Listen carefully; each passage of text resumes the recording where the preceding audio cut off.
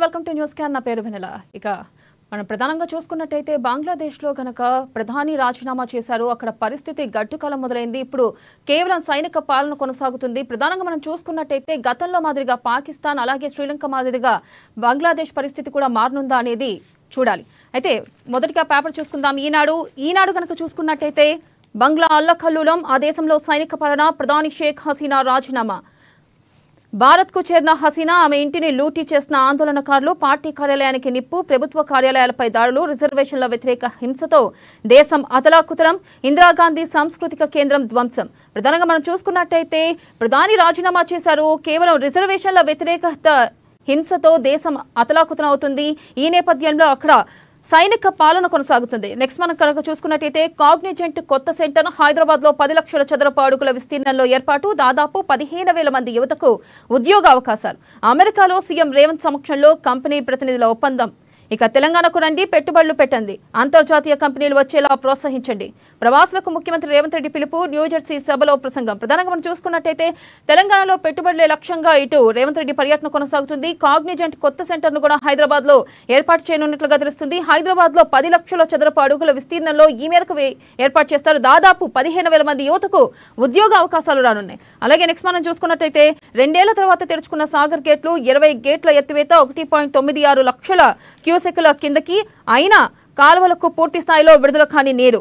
ఇక కోర్టులో తెలియదాకా నిర్ణయం తీసుకోరా, ఎమ్మెల్యేల అనర్హత పిటిషన్పై ఏజీని ప్రశ్నించిన హైకోర్టు. ప్రధానంగా మనం చూసుకున్నట్టయితే ఏదైతే ఇటు బీఆర్ఎస్ అనర్హత వేటు వేసిందో, ప్రధానంగా ఎమ్మెల్యేల అనర్హత పిటిషన్లపై ఏజీని ప్రశ్నించిన కోర్టు ఇక కోర్టులో తెలియదాకా నిర్ణయం తీసుకోరా అంటూ కూడా వ్యాఖ్యానించారు. ఇక నెక్స్ట్ మనం చూసుకుందాం ఆంధ్రజ్యోతిలో కనుక చూసుకున్నట్టయితే కల్లోల బంగ్లా, ప్రధాని షేక్ హసీనా రాజీనామా, పార్లమెంట్ రద్దు, ఖలీదా జియా విడుదల.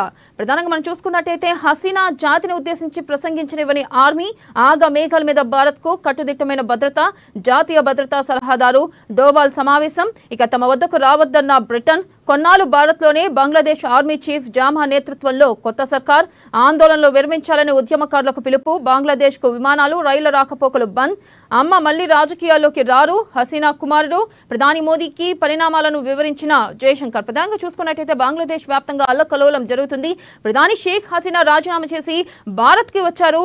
అయితే ఈ నేపథ్యంలో ఆమె కొడుకు కూడా వ్యాఖ్యానించారు, అమ్మ మళ్లీ రాజకీయాల్లోకి రారు అంటూ కూడా హసీనా కుమారుడు వ్యాఖ్యానించారు. అలాగే అక్కడ ప్రస్తుతం కూడా సైనిక పాలన కొనసాగుతుంది. నెక్స్ట్ మనం చూసుకున్నట్టయితే హైదరాబాద్ లో కాగ్నిజెంట్ భారీ విస్తరణ, 10 లక్షల చదరపు అడుగుల్లో కొత్త క్యాంపస్, మరో 15,000 మందికి ఉద్యోగ అవకాశాలు.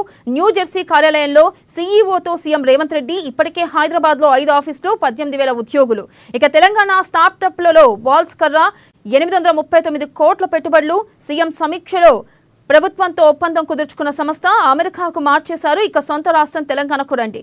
ప్రధానంగా చూసుకున్నట్టయితే ఇటు ఎన్ఆర్ఐలకు కూడా రేవంత్ రెడ్డి పిలుపునిచ్చారు. ప్రధానంగా మనం చూసుకున్నట్టయితే హైదరాబాద్ లో పెట్టుబడులు తీసుగా ఇటు సీఎం రేవంత్ రెడ్డి ముందుకెళ్తున్నారు. అయితే 10 లక్షల చదరపు అడుగుల్లో కాగ్నిజెంట్ కొత్త క్యాంపస్ ని నిర్మించనున్నారు. నెక్స్ట్ మనం చూసుకుంటున్నాం సాగర్ దాకా అన్ని ప్రాజెక్టులకు గేట్లను తెరిచి దిగువకు నీరు, నాగార్జున సాగర్ లో 20 గేట్ల నుంచి విడుదల, ఎగువ నుంచి 3.75 లక్షల క్యూసెక్లు, దిగువకు 1,96,027 క్యూసెక్లు, 584.80 అడుగుల వద్ద సాగర్ నీటి మట్టం. ఇక పెళ్లికి వేలాయే మూడాలు పోయాయి, పెళ్లి ముహూర్తాలు వచ్చాయి. ఇక రేపటి నుంచి 28వ తేదీ వరకు 10 శుభముహూర్తాలు. ఇక రాష్ట్రంలో త్వరలో ఉప ఎన్నికలు, పార్టీ మారిన ఎమ్మెల్యేలపై అనర్హత వేటు తప్పదు, వారికి ప్రజాక్షేత్రంలో బుద్ధి చెబుతాం కేటీఆర్. ఇక ఢిల్లీ న్యాయ నిపుణులతో బీఆర్ఎస్ బృందం భేటీ, హైకోర్టులో ఆలస్యమైతే సుప్రీంకోర్టుకు వెళ్లొచ్చని సూచన. ప్రధానంగా చూసుకున్నట్టయితే ఏదైతే పార్టీ మారిన ఎమ్మెల్యేలపై అనర్హత వేటు తప్పదు అంటూ కూడా కేటీఆర్ వ్యాఖ్యానించారు. ఢిల్లీ న్యాయ నిపుణులతో ఈ మేరకు బీఆర్ఎస్ బృందం కూడా భేటీ అయింది. అయితే హైకోర్టులో ఆలస్యమైతే ఖచ్చితంగా సుప్రీంకోర్టుకు వెళ్తామని కూడా సూచించారు. ఇక నెక్స్ట్ మనం చూసుకుందాం. కేసీఆర్ కు భూపాలపల్లి కోర్టు తాకీదులు, మేడిగడ్డ వైఫల్యంపై ప్రైవేట్ పిటిషన్ దాఖలు, సెప్టెంబర్ 5న హాజరు కావాలంటూ కేసీఆర్, హరీష్ రావులకు కోర్టు ఆదేశం. అయితే ఏదైతే మేడిగడ్డ ప్రాజెక్టులో భాగంగా ఇటు కేసీఆర్ కు అలాగే హరీష్ రావులకు కోర్టు ఈ మేరకు పిటిషన్ దాఖలు చేసింది. అయితే మేడిగడ్డ వైఫల్యంపై ప్రైవేట్ పిటిషన్ దాఖలు చేశారు. ఇక ఈ మేరకు కోర్టు నోటీసులు అందించింది. నెక్స్ట్ మనం చూసుకుందాం వెలుగులో కనుక చూసుకున్నట్టయితే షేక్ హసీనా పనార్, బంగ్లాదేశ్ లో సైనిక పాలన, ఉన్నపలంగా రాజీనామా చేసి ఆర్మీ విమానంలో భారత్కు. ఇక రాజకీయ ఆశ్రయం కోసం అర్ధరాత్రి బ్రిటన్కు పయనం, ఫ్రీడమ్ ఫైటర్ల పిల్లలకు 30% కోటాపై తీవ్రమైన నిరసనలు, ఆర్మీ హెచ్చరికతో ఒక్క పూటలోనే కుప్పకూలిన అవామీ లీగ్ సర్కార్, తాత్కాలిక సర్కార్ ఏర్పాటు చేస్తాం, ఆర్మీ చీఫ్ వాకర్ వుడ్ చమన్. హింసకు ముగింపు పలకాలని నిరసనకారులకు పిలుపు. ఇక యూపీలోని ఎయిర్ బేస్ లో హసీనాను కలిసిన దోవల్. ప్రధానంగా చూసుకున్నట్టయితే మనం చెప్పుకున్నట్టు గత 2 పేపర్లలో కూడా బంగ్లాదేశ్ లో సైనిక పాలన కొనసాగుతుంది. షేక్ హసీనా ఈ మేరకు రాజీనామా చేశారు. రాత్రికి రాత్రే బ్రిటన్ కు ఆశ్రయం కోసం ఆమె పయనమయ్యారు. ప్రస్తుతం మనం చూసుకున్నట్టయితే ఆవిడ భారత్ లో చేరుకున్నారు. నెక్స్ట్ మనం చూసుకుందాం. స్టాక్ మార్కెట్లు డమాల్. ఒక్క రోజులో 15 లక్షల కోట్ల సంపద ఆవిరి. సెన్సెక్స్ 2,222, నిఫ్టీ 660 పాయింట్లు డౌన్. ఇక భయపెట్టిన అమెరికా ఆర్థిక మాంద్యం వార్తలు, జపాన్ రేట్ హైక్ నిర్ణయాలు, ఎఫెక్ట్ చూపిన ఇజ్రాయెల్ ఇరాన్ ఘర్షణ వాతావరణం. ఇక గ్లోబల్ మార్కెట్లోనూ భారీ పతనాలు. నెక్స్ట్ మనం చూసుకున్నట్టయితే ఇరాన్ ఇజ్రాయెల్ మధ్య వార్ టెన్షన్. పశ్చిమాసియాలో ఉద్రిక్త పరిస్థితులు, ప్రతీకారం తీర్చుకుంటామంటున్న ఇరాన్. నెక్స్ట్ మనం కనుక చూసుకున్నట్టయితే హైదరాబాద్ లో కాగ్నిజెంట్ కొత్త సెంటర్, 10 లక్షల స్క్వేర్ ఫీట్ల విస్తీర్ణంలో ఏర్పాటు, 15,000 మందికి జాబ్స్. సీఎం రేవంత్ అమెరికా టూర్లో కుదిరిన ఒప్పందం. కాగ్నిజెంట్ కంపెనీకి తగిన మద్దతిస్తాం. సెంటర్ ఏర్పాటుతో ఆర్థిక వ్యవస్థ బలోపేతం. సీఎం రేవంత్ రెడ్డి. ప్రముఖ టెక్ కంపెనీల చూపు హైదరాబాద్ వైపు. ఇక సెంటర్ ఏర్పాటు చేయడం సంతోషంగా ఉంది. Company CEO Ravikumar. రాష్ట్రంలో AI, machine learning, digital engineering పై కాగ్నిజెంట్ ఫోకస్. ప్రధానంగా మనం చూసుకున్నట్టయితే 10 లక్షల స్క్వేర్ ఫీట్ల విస్తీర్ణంలో 15,000 మందికి కూడా జాబ్స్ ఇవ్వనుంది. కాగ్నిజెంట్ కొత్త సెంటర్ హైదరాబాద్ లో ఏర్పాటు కానుంది. అలాగే నెక్స్ట్ మనం చూసుకున్నట్టయితే మేడిగడ్డ కుంగిన కేసులో కేసీఆర్ కు కోర్టు నోటీసులు. వచ్చే నెల 5న హాజరవ్వాలని భూపాలపల్లి జిల్లా కోర్టు ఆదేశాలు. ఇక హరీష్ రావుతో పాటు మరో 6గురికి కూడా నోటీసులు అందుకున్న వారిలో రజత్ కుమార్, స్మితా సబర్వాల్, మేఘా కృష్ణారెడ్డి. ఇక 1,000 కోట్ల ప్రజాధనం దుర్వినియోగమైందని భూపాలపల్లి వాసి పిటిషన్. ఇక నెక్స్ట్ మనం కనుక చూసుకున్నట్టయితే కోచింగ్ సెంటర్ల, డెత్ ఛాంబర్ల స్టూడెంట్ జీవితాలతో ఆటలాడతారా? సుప్రీంకోర్టు ఆగ్రహం. ఢిల్లీలోని రావుస్ ఐఏఎస్ స్టడీ సర్కిల్ వ్యవహారంపై విచారణ. ఇక దీనిపై పూర్తి విశ్లేషణ మనకు అందించడానికి మనతో పాటు సిద్ధంగా ఉన్నారు మన రాజకీయ విశ్లేషకులు కృష్ణమూర్తి గారు. వారితో మాట్లాడతాం. కృష్ణమూర్తి గారు చెప్పండి, ప్రధానంగా మనం చూసుకున్నట్టయితే ఏదైతే ఇటు బంగ్లాదేశ్లో షేక్ హసీనా రాజీనామా చేసి ప్రస్తుతం అక్కడ పరిస్థితులు సైనిక పాలన జరుగుతుంది. అయితే అసలు ఇప్పుడు బంగ్లాదేశ్లో పరిస్థితి ఎలా ఉండబోతుంది అంటారు? స్వయంకృత అపరాధం చెప్పొచ్చు. అక్కడ రిజర్వేషన్ విషయంలో వచ్చినటువంటి ఆందోళన ముగ్గులను తుంచివేస్తే ఈ పరిస్థితి సరి కాదు. కానీ ప్రభుత్వం కొంత మొండిగా వెళ్ళిందని కొంత ఆరోపణలు వస్తా ఉన్నాయి ప్రభుత్వం. తర్వాత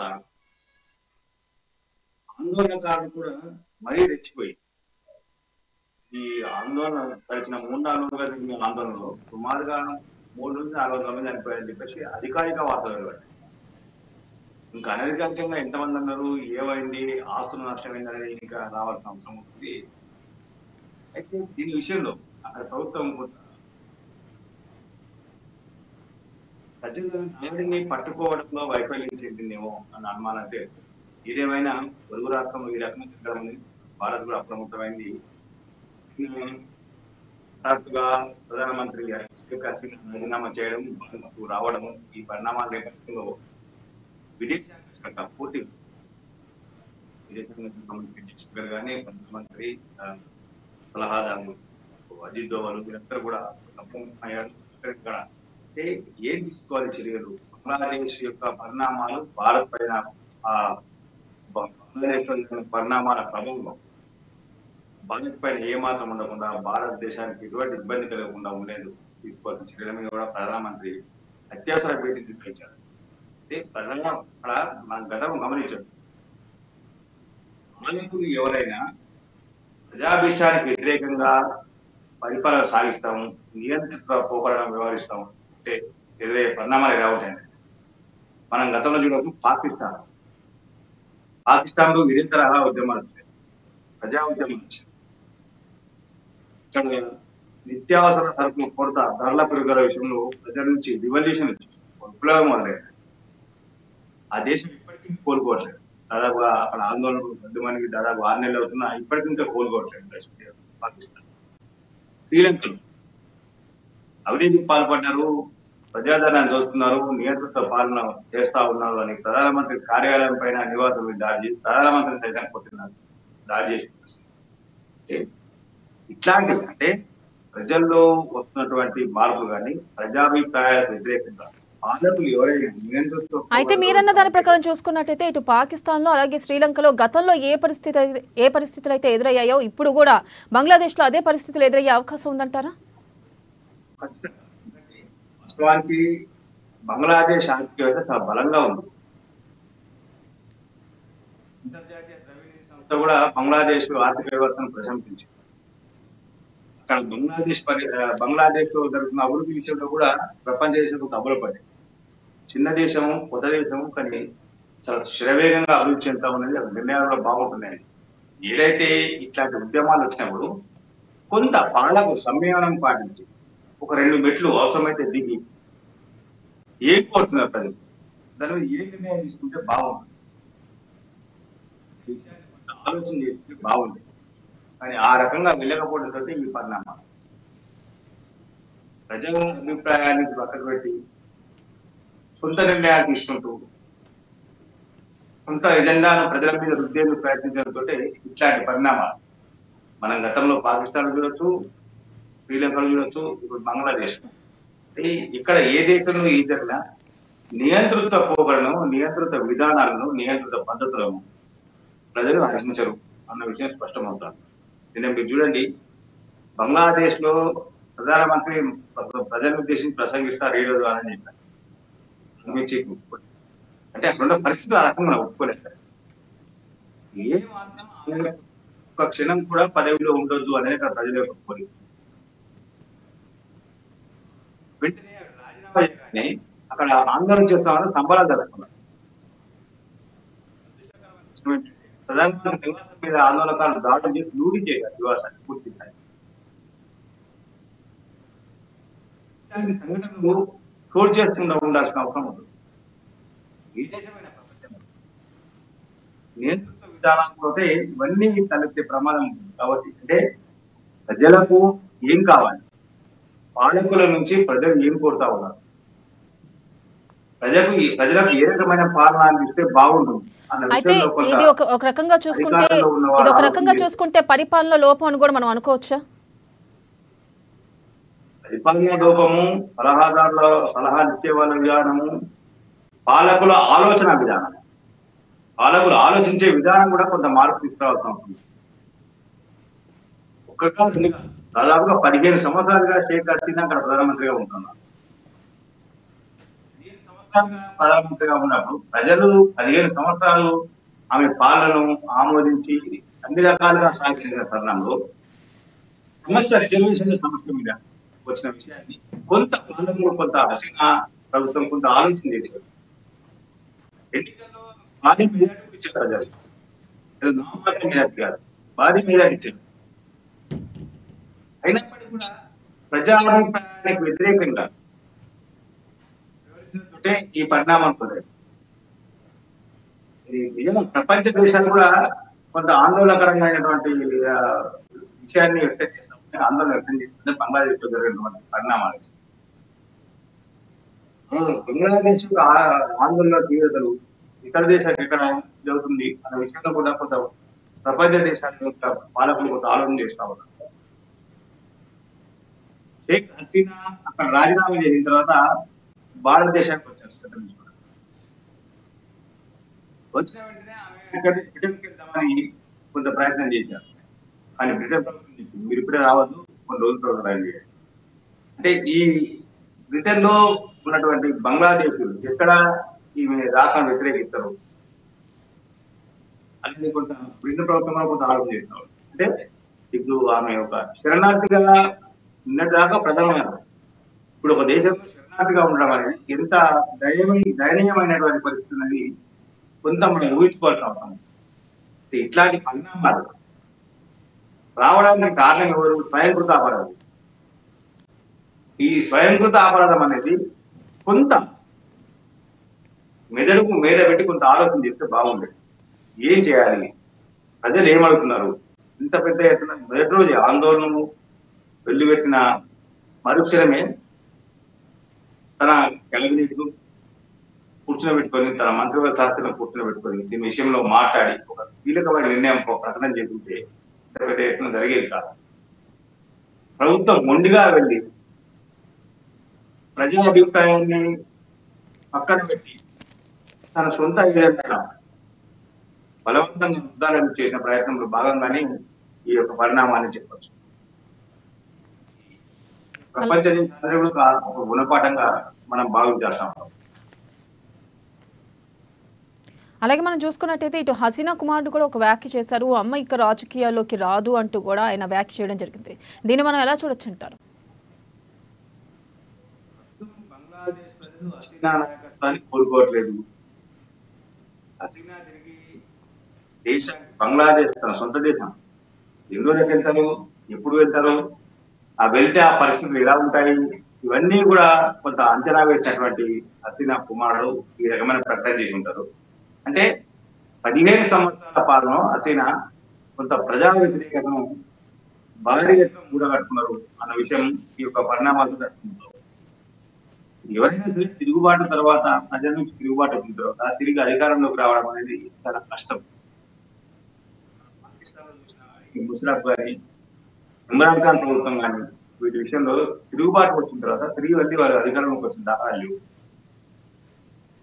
శ్రీలంకలో జరిగినటువంటి పరిణామాలు కూడా మీరు గమనించండి. శ్రీలంకలో కూడా అదే పరిస్థితి. అక్కడ ప్రజల నుంచి ప్రజలకు ఏం కావాలి, ప్రజలు ఏమడుగుతుంది, ప్రజలు ఏం కోరుతుంది, ప్రభుత్వం ప్రజలకు ఏ రకమైన మేలు చేసేందుకు వీలుంటుంది అనే విషయాన్ని పరిగణలోకి తీసుకున్న ప్రభుత్వాలు మాత్రమే మనుగడ సాగించే అవకాశం ఉంది. అలాగే చూసుకున్నట్టయితే ఇటు రేవంత్ రెడ్డి పర్యటన సాగుతుంది, పెట్టుబడుల లక్ష్యంగా రేవంత్ రెడ్డి పర్యటన సాగుతుంది అనుకోవచ్చు. అయితే ఇటు కాగ్నిజెంట్ కూడా హైదరాబాద్ లో తన బ్రాంచ్ పెట్టడానికి సిద్ధంగా ఉంది. ఈ నేపథ్యంలో నిరుద్యోగులకు ఏ మేరకు ఇది లాభం చేకూరుస్తుంది అంటారు? రేవంత్ రెడ్డి పర్యటన పూర్తి స్థాయిలో సక్సెస్ అవుతుందనేది మనం భావించాల్సిన అవసరం ఉంది. ఖచ్చితంగా సక్సెస్ అవుతుంది కూడా.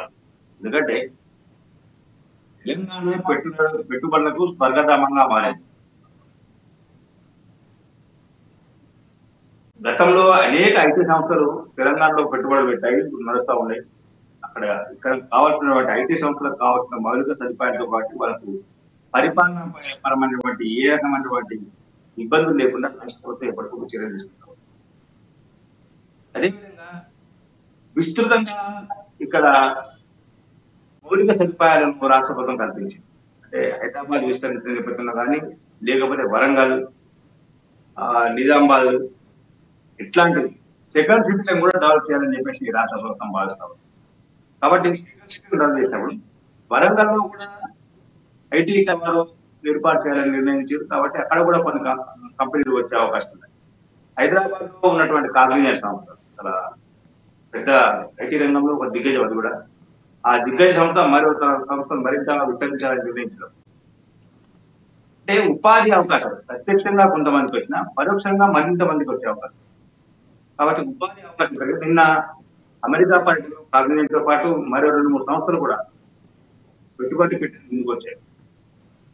అంటే తెలంగాణలో పెట్టుబడులు పెట్టడం అంటే భద్రతకు భరోసా ఇచ్చినట్టే అనే ఉద్దేశంతో ఉన్నటువంటి సంస్థలు బెంగళూరులో కాదని తెలంగాణకు పెట్టుబడి పెట్టేందుకు ముందుకు వస్తున్నారంటే మన ప్రభుత్వాలు, మన పాలకులు ఇన్వెస్ట్మెంట్ మీద చూస్తున్న శ్రద్ధ కానీ, లేకపోతే పారిశ్రామికవేత్తల భద్రత విషయంలో తీసుకుంటున్న జాగ్రత్తలు, వీటన్నిటి విషయంలో కూడా మనం కొంత పరిశీలించాల్సిన అవసరం ఉంటుంది, ఆత్మావలోకనం చేసుకోవాల్సిన అవసరం ఉంటుంది. అంటే ఒక రకంగా చెప్పాలంటే ఖచ్చితంగా పెట్టుబడులు పెడితే తెలంగాణలో వాటికి ఎటువంటి ఇబ్బందులు లేవు, మనకు ఎటువంటి ఇబ్బందులు రావు, మన వ్యాపారాలను అభివృద్ధి చెందడంతో పాటు మరింత మంది ఉపాధి కల్పించేందుకు వీలు కలుగుతుంది అని చెప్పేసి భావిస్తా ఉంది. కాబట్టి అమెరికా లాంటి దేశాల్లో ఉన్నటువంటి ప్రముఖ సంస్థలు, ప్రముఖ కంపెనీలు, అధినేతలు తెలంగాణలో పెట్టుబడులకు ముందుకు వస్తున్నారని చెప్పచ్చు.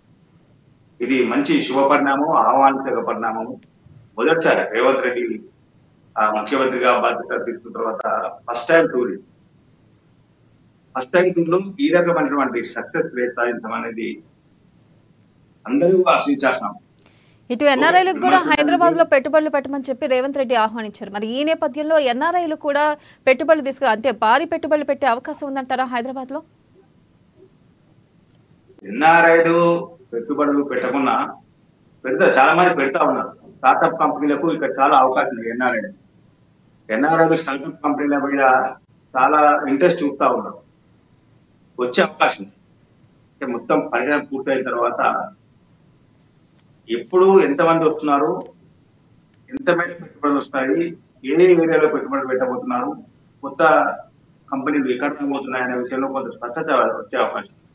ఇప్పుడు ఓన్లీ వాళ్ళు అంగీకారం చెప్తా ఉన్నారు. అంగీకారం తర్వాత అధికారుల బృందం వాళ్ళతో చర్చించాల్సిన అవసరం. చర్చించి వాళ్ళకు ఏం కావాలి వీళ్ళు కూడా చెప్పాల్సిన అవసరం ఉంది. మీరు ఈ కంపెనీ పెడుతున్నారు, ఈ కంపెనీ పెడితే పలానా చోట మీకు కావాల్సిన వనరులు సమృద్ధిగా ఉంటాయి, మీకు మ్యాన్ పవర్ పలానా చోట బాగుంటుంది, మీరు ఇక్కడ పెడితే మీకు మీ కంపెనీ గ్రోత్ కోసం ఈ రకమైన అవకాశం ఉంటాయి అని వివరించాలి. వివరించిన తర్వాత వాళ్ళు ఏ ఏరియాలో పెట్టాలి, ఎంత మేర పెట్టుబడి పెడతారు, ఎప్పటి నుంచి మొదలు పెడతారు, తద్వారా ఉపాధి ఎంతమందికి వస్తా ఉన్నాయి, ఐటీ రంగంలో కానీ మిగతా రంగాల్లో కానీ వస్తా ఉన్నాయి. ఇదే విధంగా స్టార్ట్అప్ కంపెనీల విషయం. స్టార్ట్అప్ కంపెనీలు అంటే ఇవన్నీ స్టార్ట్అప్ కంపెనీ అన్ని కూడా అనుబంధ కంపెనీలుగా ఉండే అవకాశం ఉంది. కాబట్టి కంపెనీలు ఏర్పాటైన తర్వాత దానికి అనుబంధంగా సెమీ కండక్టర్ సంబంధించినటువంటి విషయంలో కానీ తయారీ విషయంలో కానీ కావాలంటే ఈ స్టార్ట్అప్ కంపెనీలను ప్రోత్సహించేందుకు కాకుండా స్టార్ట్అప్ కంపెనీలకు కూడా మరిన్ని ప్రోత్సాహాలు ఇవ్వాలి. స్టార్ట్అప్ కంపెనీలు అంటే ఉద్యోగం అడిగే తనకు తానుగా సెల్ఫ్ గా ఒక కంపెనీ ఏర్పాటు చేసుకుని 10 మందికి ఉద్యోగం ఇచ్చేది స్టార్ట్అప్ కంపెనీ. కాబట్టి ఆ స్టార్ట్అప్ కంపెనీలకు మరింత ప్రోత్సాహకాలు ఇవ్వాలని చెప్పేసి రేవంత్ రెడ్డి ప్రభుత్వం భావిస్తా ఉంది. స్టార్ట్అప్ కంపెనీలకు సంబంధించినటువంటి విషయంలో కూడా ఒక పాలసీ కూడా వచ్చేందుకు అవకాశం ఉన్నాయని చెప్పేసి మనకున్న సమాచారం అధికార వర్గాలు కూడా చెప్తా ఉంది. స్టార్ట్అప్ కంపెనీని ప్రోత్సహించడం ద్వారా చిన్న చిన్న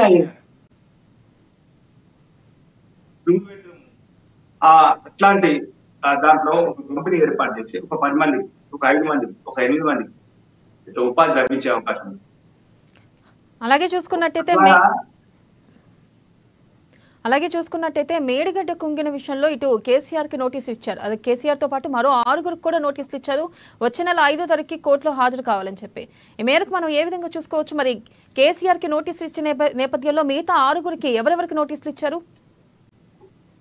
అంటే అధిష్టానంతో పాటు మరికొంతమంది ఇచ్చినట్టున్నారు. అక్కడ ఉన్నటువంటి ఇంజనీర్స్, వాళ్ళకు స్థానికంగా ఉన్నటువంటి మేడిగడ్డ ప్రాజెక్టు నిర్వహణ చూస్తున్నటువంటి ఇరిగేషన్ అధికారులకు కోర్టు నోటీసు. ఏంటంటే మేడిగడ్డ ప్రాజెక్టు కుంగిపోయింది, మేడిగడ్డ ప్రాజెక్టు ప్రమాదంలో పడింది అనే సమయంలో స్థానికంగా ఉన్న భూపాలపల్లి చిన్న ఒక వ్యక్తి పోలీసులకు ఫిర్యాదు చేశారు. కాంప్లైంట్ తీసుకుని ప్రజాధనం దుర్వినియోగం కేసు నమోదు చేయాలి. పోలీసులు ఆ కాంప్లైంట్ తీసుకోలేదు. ఎస్పీ దగ్గరికి, కలెక్టర్ దగ్గర కూడా వెళ్ళారు. ఎవరు పట్టించుకొని చివరికైనా కోర్టును ఆశ్రయించారు. కోర్టు ఆశ్రయించేంత వరకు కూడా ఆయనకు ఎవరు సపోర్ట్ చేయలేదు. ముందుగా జనరల్ గా పోలీస్ మాన్యువల్ కానీ పోలీసు రూల్ ఏంటంటే కాంప్లైంట్ రాగా తీసుకోవడం, తర్వాత విచారణ చేసి అవునా కాదా అని నిర్ధారణ చేసుకునే టైం ఉంటుంది. కాంప్లైంట్ తీసుకోకుండా నమోదు చేయకపోతే ఆయన ఏకంగా కోర్టు కూడా దాన్ని తీసుకొని కేసీఆర్ కు, హరీష్ రావుకు, మిగతా వాళ్ళకు నోటీస్ ఇచ్చి రావాలి సెప్టెంబర్ 2 అని చెప్పేసి కొంత ఆదేశించినట్టుగా తెలుస్తా ఉంది. మొత్తంగా చూసిన మేడిగడ్డ విషయంలో గత కొంతకాలంగా కాంగ్రెస్ పార్టీ అని కాదు, అంతకాలం ఉంది. ఎలక్షన్ కన్నా ముందు నుంచి మేడిగడ్డ కుంగిపోయింది, మేడిగడ్డ పిల్లలకు పుట్టున్నాయి, 1 కాదు 2 ముగినాయి, 2 కాదు 3 ముగినాయి, ప్రాజెక్టు ప్రమాదం ఇవన్నీ వచ్చిన నేపథ్యంలో అక్టోబర్ నవంబర్ మాసాల నుంచి మేడిగడ్డ ప్రాజెక్ట్ అనేది వార్తలు నిలుస్తా ఉన్నాయి. దానికి సంబంధించిన మేడిగడ్డ ప్రాజెక్టు ప్రమాదంలో పడింది అనేది మొత్తంగా చూస్తా ఉంటే మేడిగడ్డ ఇప్పటికి కూడా ఎన్డీఎస్ఏ మేడిగడ్డ విషయంలో కానీ, మొత్తం కాళేశ్వరం ప్రాజెక్టు విషయంలో కానీ మొత్తంగా ఇప్పటికీ కొంత అధ్యయనం చేస్తా ఉన్నారు. కాబట్టి ఇది ఇప్పట్లో తెలియ సమస్య కాదు. అలాగే చూసుకున్నట్టయితే గతంలో కూడా కేసీఆర్ వ్యాఖ్యానించారు, మేడిగడ్డ కుంగడం అసలుకి మాకు సంబంధం లేదు, మా ప్రేమేం లేదు అన్నారు. అయితే ఈ నేపథ్యంలో కనుక చూసుకున్నట్టయితే మరో పక్క నోటీసులు కూడా ఇచ్చింది. మరి దీన్ని కేసీఆర్ ఎలా ఎదుర్కోబోతున్నారంటారు? వాస్తవానికి కేసీఆర్ మొదట్లో కాళేశ్వరం ప్రాజెక్టు కర్త కర్మ క్రియ మొత్తం నేనే అని చెప్పారు. ఇప్పుడు ఎప్పుడైతే ఇది ప్రపంచంలో అద్భుతమైన ప్రాజెక్టు, ప్రపంచ దేశంలో అమలుపరుస్తుంది ప్రాజెక్టు అని చెప్పినటువంటి కేసీఆర్ ఎప్పుడైతే ప్రాజెక్టు కుంగడం కానీ, ప్రాజెక్టు భద్రత ప్రమాదంలో పడిందన్న వార్తలు వెలువడిన నేపథ్యంలో కొంత అధికారుల మీద దీనికి సంబంధించినటువంటి విషయం అధికారుల మీద నెట్టే ప్రయత్నం చేశారు. అయితే ఇక్కడ ఒక్క విషయాన్ని మనం పరిగణలోకి తీసుకోవాల్సి వస్తాం. ఏది ఏమైనా పాలకులుగా కేసీఆర్ ఉన్నారు కాబట్టి కేసీఆర్ మొత్తం దాన్ని బాధ్యత వహించాలి. నేనే డిజైన్ చేసిన మొత్తం నేనే దాని రూపకల్పనం రేయింబవల్ దాని కొరకు నేను కష్టపడ్డా, దాని డిజైన్ కోసం నేను కష్టపడ్డా అని చెప్పినటువంటి కేసీఆర్ ఇప్పుడు మాట మార్చినా ఎవరు నమ్మే పరిస్థితి లేదు. ప్రాజెక్టు విషయంలో ఇప్పటికిప్పుడు ఇరిగేషన్ డిపార్ట్మెంట్ కానీ national dam safety authority NDSA కూడా దీని విషయంలో ఇంకా స్పష్టంగా చెప్పట్లేదు. కానీ కొంత లేని చోట ప్రాజెక్ట్ నిర్మించారు అని చెప్పేసి కేంద్ర జలవనరుల శాఖ సలహాదారు వెదరి శ్రీరామ్తో పాటు చాలా మంది కమిషన్ కూడా తమ వాదన వినిపిస్తారు, తమ అభిప్రాయం చెప్తా ఉన్నారు. కాళేశ్వరం జాతీయ హోదా ఇవ్వలేదని చెప్పేసి కూడా కేసీఆర్ గతంలో అనేక సందర్భాల్లో కేంద్ర ప్రభుత్వం నిందలు. కానీ కాళేశ్వరం ప్రాజెక్టు కేంద్రం అనుమతే ఇవ్వలేదు అని చెప్పేసి మనం చెప్పారు. అనుమతి ఇవ్వని ప్రాజెక్టు జాతీయ హోదా ఇవ్వడం అనేది ఎలా సాధ్యమనే విషయం కూడా. అలాగే చూసుకున్నట్టయితే ఇటు కేటీఆర్ రాష్ట్రంలో ఉప ఎన్నికలు వస్తాయంటూ కూడా వ్యాఖ్యానించారు. అలాగే పార్టీ మారిన వారిపై కూడా కఠినమైన చర్యలు తీసుకుంటాం, ఇటు సుప్రీంకోర్టులో అయినా తేల్చుకుంటాం అని చెప్పి హైకోర్టులో కాకపోతే సుప్రీంకోర్టులో అయినా తేల్చుకుంటాం అంటున్నారు. దీన్ని మనం ఎలా చూడొచ్చు అంటారు? అసలుకి ఉప ఎన్నికల్లో వస్తాయంటే బీఆర్ఎస్ అసెంబ్లీ ఎన్నికల్లో బీఆర్ఎస్ టికెట్ మీద బీఫామ్తో గెలిచినటువంటి 10 మంది ఎమ్మెల్యేలు కాంగ్రెస్ లో చేరారు.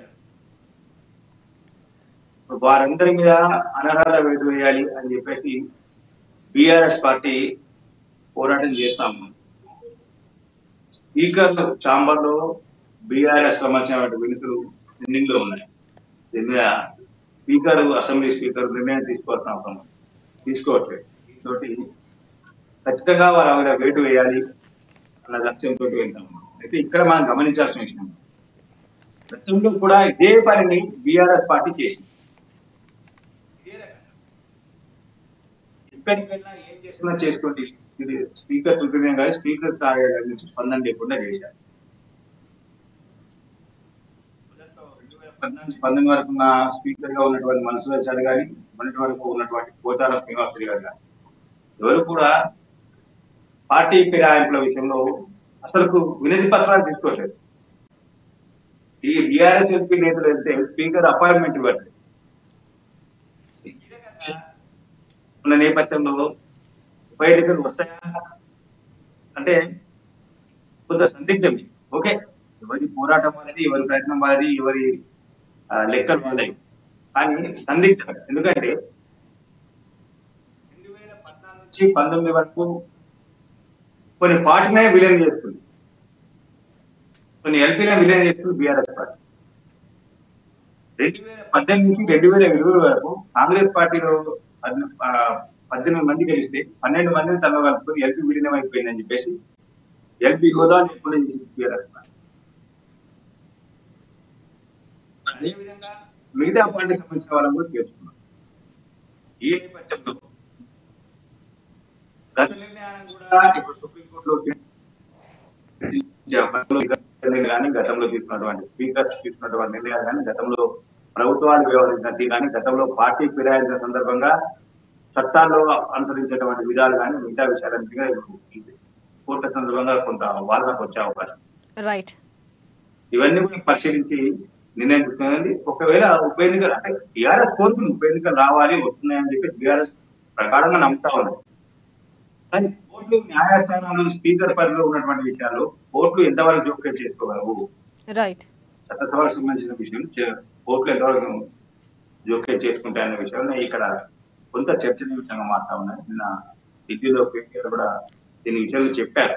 కానీ చెప్పినప్పటికీ స్పీకర్ ఇప్పటికిప్పుడు నిర్ణయం తీసుకుంటారా, వస్తుందా, ఇంకా ఈ వలసలు ఆగుతాయా?